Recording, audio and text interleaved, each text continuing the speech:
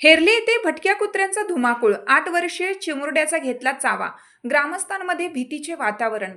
हेरले गावामध्ये भटक्या कुत्र्यांचा सुळसुळाट दिवसेंदिवस वाढत चालला असून तळ्याकडील गल्ली येथे एका 8 वर्षीय बालकावर भटक्या कुत्र्याने हल्ला करून गंभीर चावा घेतल्याची धक्कादायक घटना घडली आहे.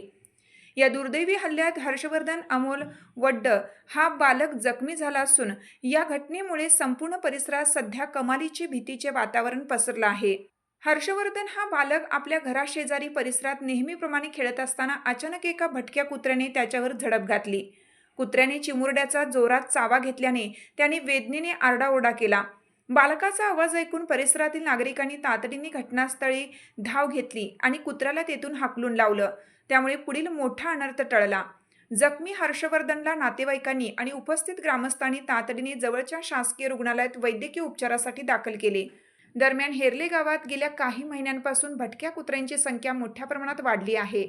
या भटक्या कुत्र्यांचा तातडीने बंदोबस्त करावा अशी आक्रमक मागणी हेरले गावातील नागरिकांकडून केली जात आहे.